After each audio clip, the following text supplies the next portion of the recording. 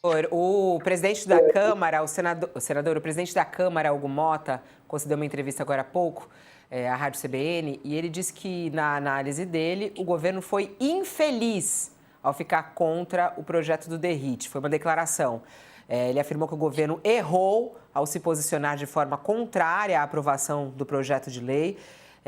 Ele deu essa declaração agora pela manhã. Ele diz: eu penso que o governo foi infeliz quando ficou contra a proposta, porque DERIT teve sensibilidade e eu pude mediar isso enquanto presidente da Câmara, na construção de uma proposta que fosse viável do ponto de vista técnico e legislativo e não colocasse, por exemplo, em risco a nossa soberania.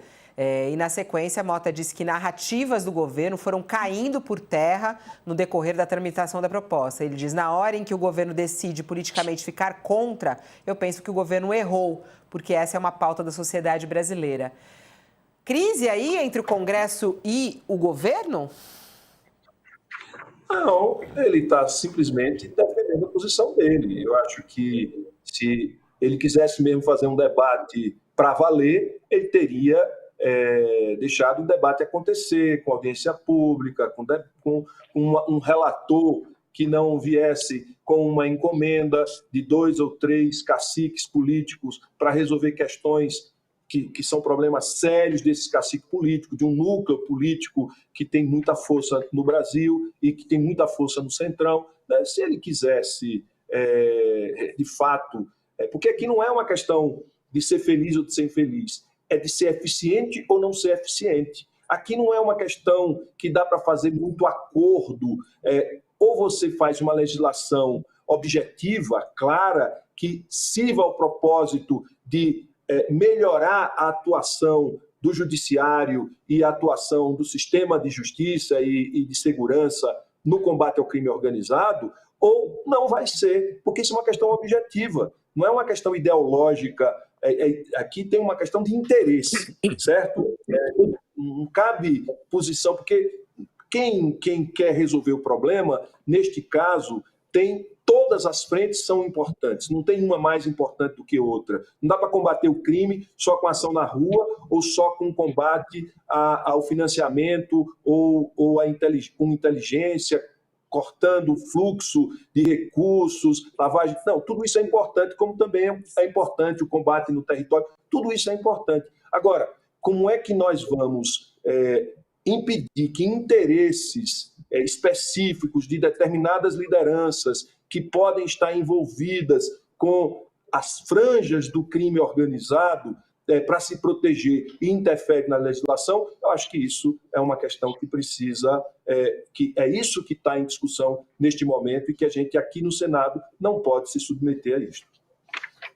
Senador, o seu colega de partido, o Lindbergh Farias, deputado, líder do PT lá na Câmara, o senhor é líder do PT no Senado, ele disse na origem, quando o Hugo Mota escolheu o Guilherme DERIT como relator dessa proposta, ele disse que o governo Lula sofreu um furto com abuso de confiança.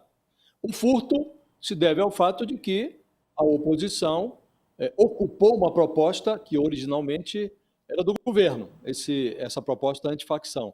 Eu depreendi que o abuso de confiança foi o fato de que isso foi feito, esse furto foi proporcionado pelo presidente da Câmara, o Hugo Mota. O que eu queria lhe perguntar objetivamente existe uma quebra de confiança que leve ou que signifique já a essa altura um divórcio mesmo, um rompimento num relacionamento que buscava-se ali uma aproximação entre Hugo Mota e o Palácio do Planalto? Houve um divórcio litigioso aí, senador?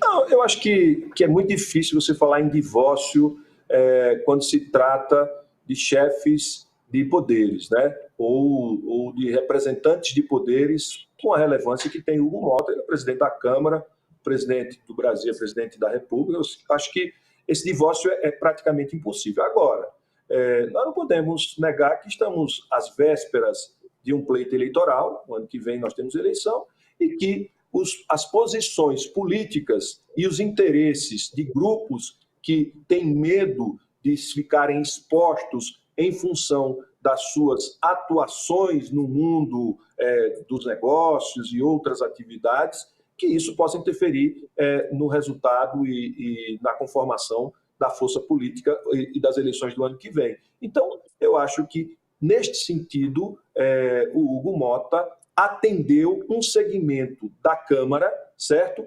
Que tem o interesse de se proteger, como tentaram se proteger com a PEC da blindagem, e agora, de novo, na primeira versão, na segunda, foi melhorando, né? O texto foi melhorando, mas ainda deixa imprecisões que são ruins para o combate do crime organizado, ao crime organizado.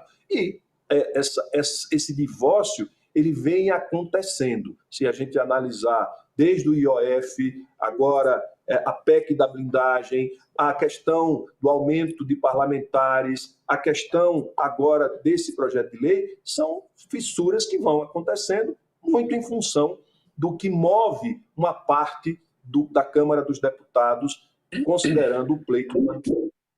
Queria aproveitar a presença do senador Rogério Carvalho aqui também para falar sobre a indicação do presidente Lula ao Supremo Tribunal Federal. Para quem está conosco na TV, um intervalo, mas a gente segue aqui pelo YouTube. Senador, segundo a coluna da Mônica Bergamo, o presidente Lula ontem conversou com o Rodrigo Pacheco. A gente sabe da pressão que está acontecendo, de maneira até pública, para a indicação de Rodrigo Pacheco ao Senado. O presidente Lula já bateu o martelo ao Senado, ao Supremo. O presidente Lula já bateu o martelo? Não vai mesmo indicar o Pacheco, será o Jorge Messias? Eu acho que ele precisa falar isso publicamente, né? A gente tem conversas de bastidores de que ele teria uma definição. É preciso que ele fale. Eu não sou o porta-voz neste assunto, eu não tenho condição de ser porta-voz do presidente. Há nos bastidores, a informação que a gente tem é que ele vai indicar o Messias, mas isso é uma conversa de bastidores. Eu não vi o presidente ainda falar publicamente sobre este assunto. Olha, o seu colega, líder do governo, Jacques Wagner, ele avaliou que o fato de o Paulo Gonet, também indicado pelo presidente Lula para um segundo mandato à frente da Procuradoria-Geral da República, o fato de o Gonet ter sido aprovado no Senado por uma pequena margem, na verdade bateu na trave, né? Acho que foram 4 votos acima do que seria necessário, que isso não significa que o escolhido do presidente para o Supremo, se for o Jorge Messias e não o Rodrigo Pacheco, vai ter dificuldades para ser aprovado no Senado. O senhor compartilha desse entendimento ou acha que hoje, em função das resistências do Davi Alcolumbre, da preferência de alguns senadores pelo Pacheco, que o Jorge Messias correria risco de não ser avalizado pelo Senado? Bom, eu acho que se isso for avaliado daqui a 15 dias, se for colocado para apreciação daqui a 15 dias, vai ser muito difícil da gente diminuir um eventual, se for mesmo a definição de Jorge Messias, daqui a 15 dias, até o final do ano, se for encaminhado, eu acho que fica mais difícil da gente trabalhar. Mas com o tempo, se essa for a vontade do presidente e se ele encaminhar, o tempo ajuda a melhorar o cenário e a possibilidade de aprovação do Jorge Messias cresce com o passar do tempo, né? E com muitas conversas que precisam ser feitas, é possível, sim, aprovar o nome do Jorge Messias, apesar da gente ter uma sugestão de nome que vem da casa, uma pessoa que foi presidente do Senado 2 mandatos, que tem um peso entre os senadores, né?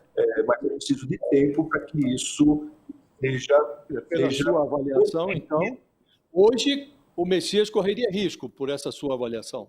Hoje, se for assim imediato, acho que é a minha impressão. Questão. Mas eu fico pensando, e em relação à falta de diversidade no Supremo Tribunal Federal, hein? O senhor não acha que isso pode fazer falta? Ou faz falta, na verdade, não é que pode, faz falta. A gente tem falado muito aqui também com juristas, principalmente com mulheres negras. Isso é um problema a ser olhado, na sua opinião, senador? Olha, a gente, meu partido defende essa, eu também tenho essa compreensão da importância da gente ter uma representação, mas veja, nós estamos falando do Supremo Tribunal Federal. Eu acho que é importante que a gente tenha pessoas com. A gente viu aí num momento de crise da nossa democracia, das nossas instituições, a importância que é ter pessoas que sabidamente têm um compromisso com a normalidade democrática, né? E com a garantia do Estado Democrático de Direito e a seriedade para se conduzir. Então, eu acho que se a gente puder encontrar nesta equação representação de todos os segmentos da sociedade, é melhor. Mas, se não, aí é uma questão que fica a cargo do presidente, nesta avaliação, definir. Eu acho que essas outras questões elas são fundamentais e, dentro desses critérios, se puder preencher os requisitos, né, e ampliar a diversidade, eu acho que é importante. É isso, senador. Muito obrigada por estar aqui conosco. O senhor está acompanhando lá a CPI? Sou membro participei hoje da oitiva de hoje, quer dizer, do debate que foi feito hoje, porque foram convidados ontem e hoje. Acho que a CPI está indo bem, pelo menos está trabalhando buscando a honestidade intelectual na condução dos debates. Acho que isso começa bem e a gente pode ter uma boa reflexão e a exploração com qualidade desse tema, que é o crime organizado, que é um problema do Brasil, que há muito tempo é um problema para o Brasil, mas está se tornando cada vez mais relevante, ter formas de enfrentar e muita honestidade no debate. Ok, muito obrigada, senador. Rogério Carvalho conosco ao vivo aqui no nosso All News. Até a próxima. Travou ali. Voltamos. Ô, Ronilson, a gente estava... Você vê, né, quando a gente fala sobre a questão da falta de diversidade, eles até engolem um pouquinho. Essa é uma preocupação. E? Sapateia, sapateia, e no fim das contas ninguém tem. Parece ter um receio de se comprometer, inclusive, né, com um endosso no sentido da seriedade, da importância. Não sei se é um receio da resposta chegar até o presidente Lula e causar algum desconforto, mas é flagrantemente muito difícil e até constrangedor como esse tema fica escamoteado num debate tão importante como esse.